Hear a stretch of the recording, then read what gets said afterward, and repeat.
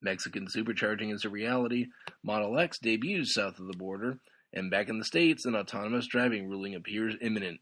Despite Mother Nature's best efforts, here are your Tesla tidbits for June 15th, 2016. As I've alluded to, and if you've watched the Twitter feed at all, tonight's been a bit interesting getting the podcast recorded. While on vacation, a power outage has struck the home I'm staying at, and we're going into hour number 3 now. Just goes to show my dedication session to Tesla. Kudos again to Electrek for all the scoops today. They're really nailing it with what I consider to be worthwhile Tesla news. And speaking of that actual news, the Supercharger station in Mexico announced via QR code has gone online. This coincides with the debut of the Model X south of the border as well. Starting with the Supercharger, it boasts 6 stalls and is located in, and I apologize in advance for butchering this, I took French in high school, not Spanish, Galerías Cuernavaca, a shopping center in the city of Cuernavaca, Morelos, south of Mexico City. It joins 3 existing destination chargers in the country. Here's hoping this is a sign of more rapid expansion for our Mexican friends. As for the Model X, it's helping to inaugurate the new supercharger seen in pictures in the article.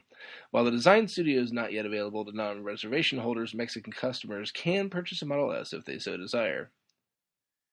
The National Highway Traffic Safety Administration, again we'll call them NHTSA from here, is expected to release its federal guidelines for autonomous driving in July. Dr. Mark Rosekind, a senior administrator at the agency, had the following to say during a recent automotive technology conference, quote, "What is unusual is everybody expects regulation comes out and that's what it is forever, and NHTSA's job is to react and enforce it. That will not work with this area. I think we're going to have something different in July," end quote. He then followed by saying that the rules would focus on 4 main areas: deployment, state policies, process terminology and what each level of autonomy means, and new tools, but who these tools are meant for is not clear. That's all for today's episode. Links to all the full stories from today's episode can be found in the description of the show. If you like what you hear each day, please consider supporting the podcast at patreon.com/Tesla Tidbits. No spare dollars, no big deal. Show your support with positive reviews, likes, and subscriptions on your favorite media services. If you have questions or feedback for me, you can hit me up via email by messaging podcast@TeslaTidbits.com, or for shorter form feedback, you can find me on Twitter @TeslaTidbits.